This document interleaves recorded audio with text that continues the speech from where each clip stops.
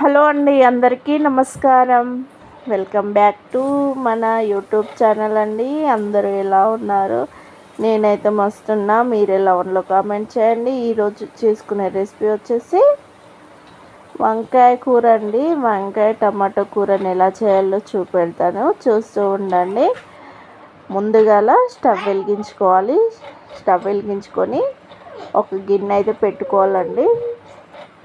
గిన్నె వేడాక 2 table spoon వరకు నూనె పోసుకోవాలి.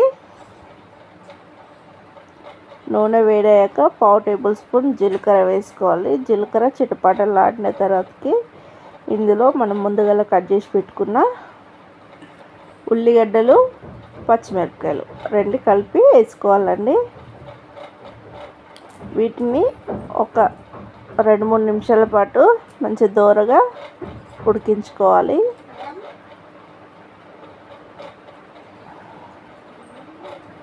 చూడండి, కలుపుకోవాలి, లేకపోతే మాడిపోతాయి. ఒక్కొక్క దగ్గర మాడి ఒక్కొక్క దగ్గర ఉడకవు.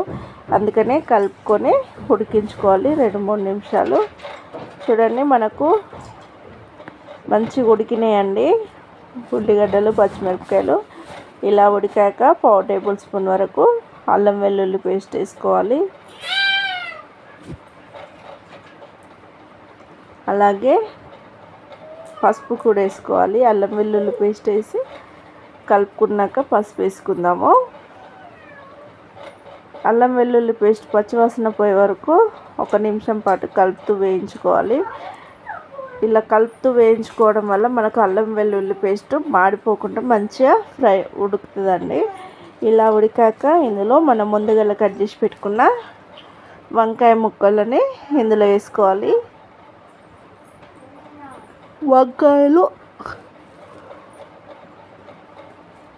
వంకాయలు వేసుకొని కలుపుకున్నాక రుచికి సరిపడ ఉప్పు వేసుకొని కలుపుకొని మూత పెట్టుకోవాలి.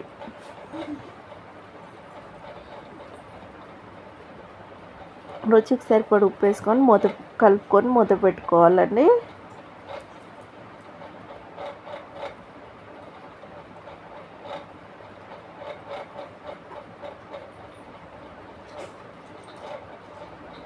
చూడండి, మనకు వంకాయలు అయితే మంచిగా ఉడికినాయి.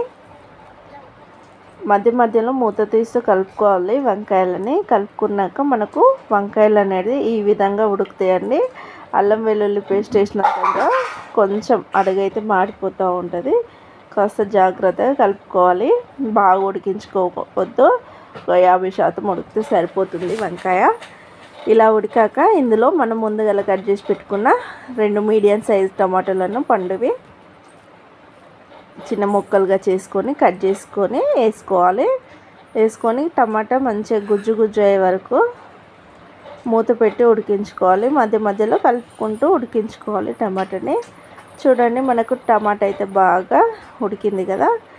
ఇప్పుడు ఇందులోకి రుచికి సరిపడు కారపొడి వేసుకోవాలి.